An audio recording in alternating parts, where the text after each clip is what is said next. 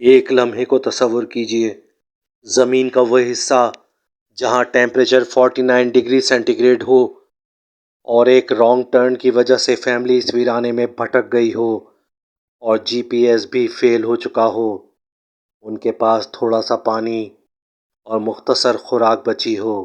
کیا ان کا سروائیول ممکن ہو سکا یا نہیں؟ آئیے جانتے ہیں۔ لارنس، اس کی وائف اور بیٹا بے ایریا سے لاس ویگاس، نیواڈا کے لیے نکلے۔ یہ تینوں بہت ایکسائٹڈ تھے، ان چھٹیوں کو بھرپور طریقے سے منانے کے پلان پر مسلسل گفتگو کر رہے تھے۔ لارنس نے جی پی ایس پر مکمل دھیان رکھا ہوا تھا، لیکن اسے محسوس ہوا کہ جی پی ایس ٹھیک طرح سے کام نہیں کر رہا۔ لارنس نے وائف کو اس بارے میں کچھ نہیں بتایا کہ کہیں فیملی پریشان نہ ہو جائے۔ وہ جانتا تھا کہ death valley national park California ایک ایسا خوفناک اور خطرناک علاقہ ہے جہاں راستہ بھٹکنے کا مطلب جان سے ہاتھ دھونے کے مترادف ہے۔ وہ بہت زیادہ محتاط تھا اور ذہن کو حاضر رکھ کر راستے پر نظریں جمائے ہوئے تھا۔ جی پی ایس ایک راستے پر مڑنے کی نشاندہی کر رہا تھا۔ لارنس نے جتنے بھی سفر کیے تھے جی پی ایس پر بھروسہ کر کے کیے تھے، اور اس وقت بھی وہ اسی پر بھروسہ کر رہا تھا۔ لارنس نے گاڑی اس راستے پر موڑ دی۔ یہ راستہ بہت بہتر تھا اور اس کی سوچ کے مطابق وہ ٹھیک جا رہے تھے۔ کئی میل جی پی ایس کی مدد سے وہ اندر تک ڈرائیو کرتا رہا، لیکن اب وہ پریشان تھا کیونکہ گرمی کی شدت بڑھ چکی تھی اور جی پی ایس یقیناً ٹھیک کام نہیں کر رہا تھا۔ وہ چکرا رہا تھا اور لارنس کی گھبراہٹ اب بڑھ چکی تھی۔ اس مقام سے آگے کا راستہ بے حد خراب اور کچا تھا۔ دونوں طرف دھول اور جلتی ہوئی چٹانیں دور دور تک پھیلی ہوئی تھیں۔ یہ کپل اپنی پریشانیاں چھپائے بچے کا ذہن ڈائیورٹ کر رہا تھا۔ لارنس نے گاڑی روکی اور دروازہ کھول کر باہر نکلا۔ سورج سر پر تھا اور اس کے کپڑے پسینے میں بھیگے ہوئے تھے۔ گاڑی کا اے سی بھی اب کام نہیں کر رہا تھا۔ راستے میں پانی پی کر یہ اپنا بیشتر اسٹاک ختم کر چکے تھے۔ اب ان کے پاس بمشکل 1 لیٹر پانی کی 2 بوتلیں بچی تھیں۔ کھانے میں ایک چپس کی تھیلی اور 2 چاکلیٹ تھیں۔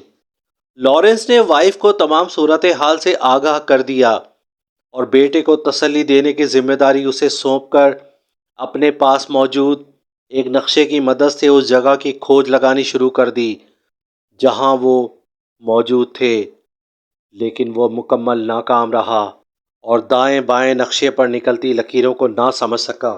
گاڑی میں بیٹھ کر لارنس نے اس کچے راستے سے بمشکل اپنی گاڑی موڑی اور واپسی کے راستے پر گاڑی اچھلتی کودتی چل پڑی، لیکن 1 ڈیڑھ گھنٹے کے بعد لارنس کو دائیں بائیں نکلتے کچے راستوں نے الجھا کر رکھ دیا۔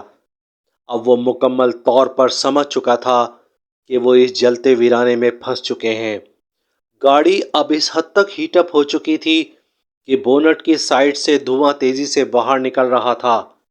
لارنس نے گاڑی روک دی اور بے بسی سے اپنی فیملی کو دیکھنے لگا۔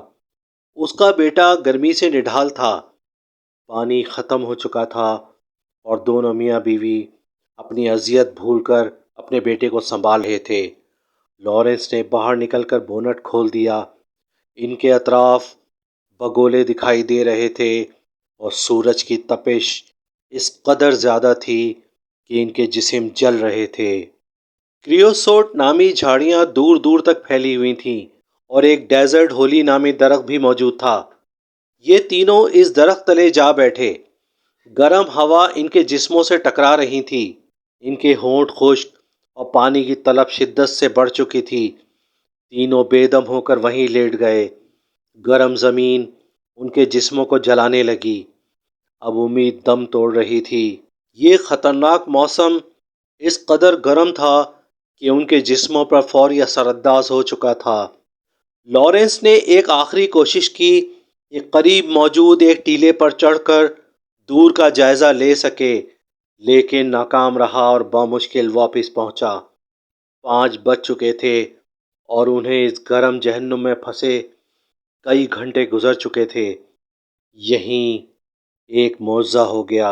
طویل فاصلے سے دوربین کی مدد سے پارک رینجرز نے ان کی گاڑی کو دیکھ لیا اور اس نے پارک آفیشیلز تک اطلاع پہنچا دی، اور ریسکیو ٹیم ان تک جب پہنچی تو یہ تینوں بے جان جسموں کے ساتھ پڑے ہوئے تھے۔ انہیں فوری طور پر ضروری طبی امداد دی گئی اور ریسکیو کر لیا گیا۔ اگر اتفاقیہ طور پر انہیں اس وقت نہیں دیکھا جاتا تو نہ جانے ان کے ساتھ کیا ہوتا۔ رات وہ موذی سانپوں یا کسی بھی جانور کی خوراک بن جاتے یا ڈی ہائیڈریشن کی وجہ سے مارے جاتے۔ فیئر آف ڈارک نائٹس میں آپ سچے، حیرت انگیز اور خوفناک واقعات دیکھ سکیں گے۔ اس طرح کے مزید واقعات دیکھنے کے لیے چینل کو سبسکرائب کر لیجئے اور کمنٹ سیکشن میں اپنی رائے کا اظہار ضرور کیجئے۔ Thanks for watching.